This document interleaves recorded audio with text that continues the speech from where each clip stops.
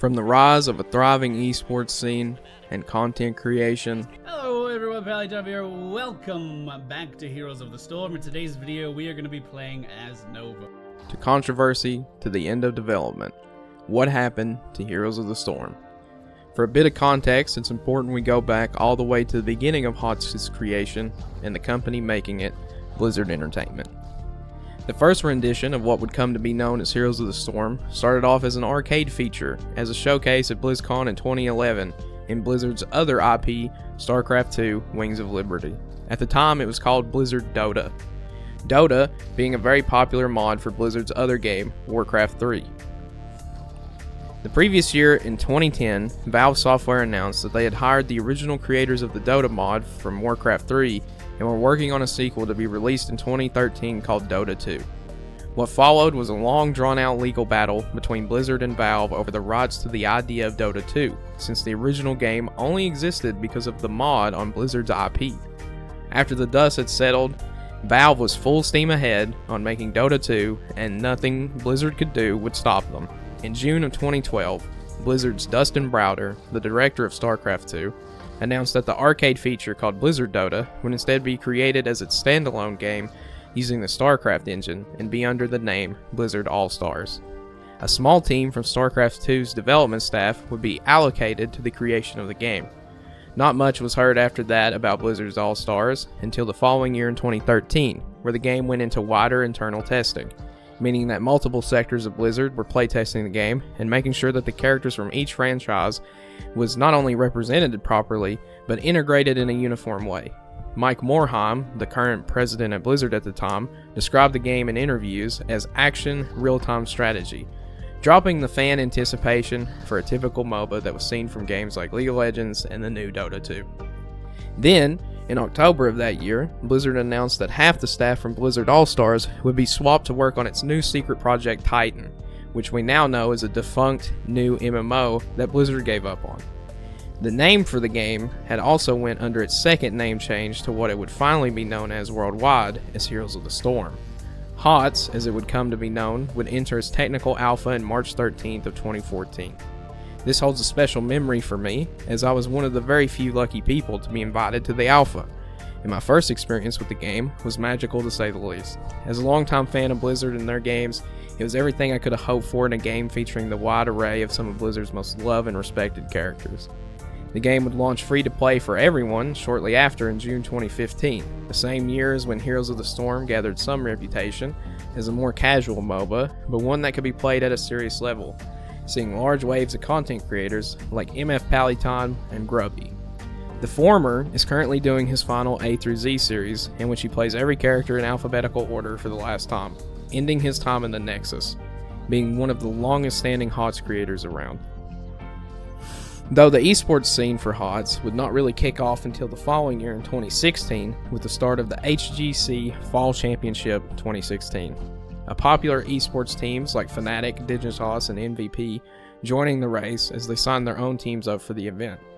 Blizzard was fully in control over the esports scene, contracts over organizations and players alike hosting each event each year at BlizzCon.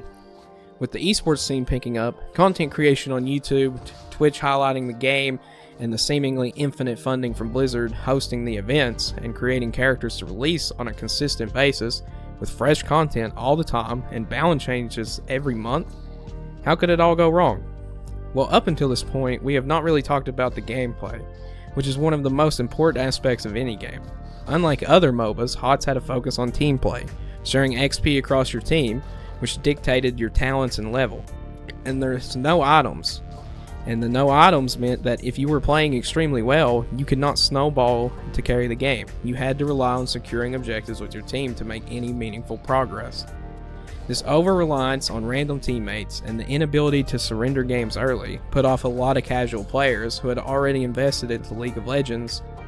For the solo queue player and the casual player, the game did not offer much reward or incentive to play, as being strictly more skilled did not mean much of anything if your team would refuse to play for XP and objectives. The time you put into the game to get better was never actually rewarded properly.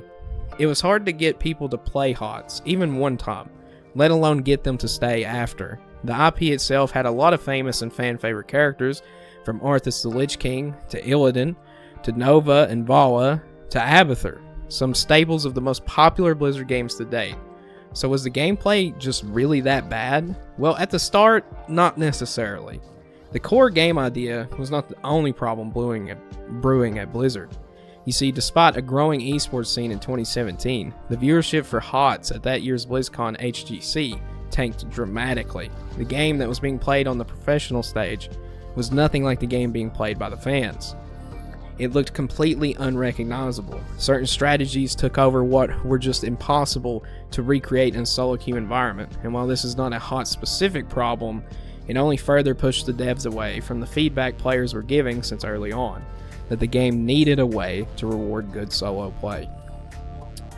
Due to the lower viewership and the player base dwindling, Blizzard decided it was time to overhaul the game, calling this new rendition Heroes of the Storm 2.0, adding in new player rewards and incentives, raising the max hero level limit, major balance changes, new hero releases, changes to the XP and talent systems in the actual game, new mounts, voice packs for announcers, and more.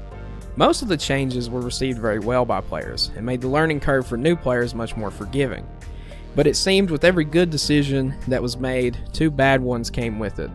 This new Heroes of the Storm came with a more predatory monetization system, a loot box system that at first seemed fair, but as it took more and more XP to level up, you earned less and less boxes, always having the option to buy more. Adding two new currencies called gems and shards. Shards were given to people who opened duplicate items from the chest, and gems were the new paid-for currency that could unlock cosmetics. However, when you buy cosmetic now in HOTS 2.0, it does not give you all the recolors for that skin like it did in the original game, meaning that the same skin was being sold 3 times separately, and you had 3 chances to open that same cosmetic in a loot box. Despite all of these changes and the internal war going on in Blizzard in 2018 that we would not find out about until years later, HGC saw a surprising 50% increase as the viewership and player base saw a massive resurgence at the top. It was looking like with enough tender love and care, the game could foster a small but loyal community to keep it alive. While it was not anywhere near Dota 2 or League of Legends at the time, it was on an upward trend, which is what made Blizzard's next decision even more controversial. On December 13th, 2018, Activision Blizzard President J. Allen Bragg announced that the majority of the HOTS team would be moving to other projects, leaving the game on long-term live support. Blizzard also announced they would no longer support HOTS esports, leaving many players, commentators, and workers without a job. But the biggest sting was that everything was going according to plan, and event managers and pro players had no idea that they would be fired. Blizzard gave no notice to anyone. SMX, a Swedish support pro player, said, "My heart was crushed. I was living my dream life and doing what I loved, and overnight it ended." This was kind of the final nail in the coffin and cemented that Heroes was never going to become anything more than a desperate attempt for Blizzard to maintain relevancy in the MoBa market after losing Dota. The viewership of streamers slowly dwindled. Pros quit the game and moved to Dota, League of Legends, some of them even going on to Smite. Content creators stopped playing and making videos at all, and any and all potential growth for the game was gone. The game continued on live support in 2019, getting 3 new characters: Quara, a Nexus exclusive character, Deathwing, and Mei from Overwatch. The official end of Heroes of the Storm, however, would not come until December 1st of 2020 with the release of Hogger. The HOTS team announced that they would no longer be making any new characters and that any and all updates would be just maintenance, marking the official end for the game's development, but also its future. What is left is just a few dedicated casual players who enjoy playing ARAM or just play for the sake of nostalgia every once in a while. The shattered hopes and dreams of everyone who poured their heart and souls into the game, genuinely believing it could be something special, only for Blizzard to give up when it did, despite showing it had room to grow. So why did HOTS fail?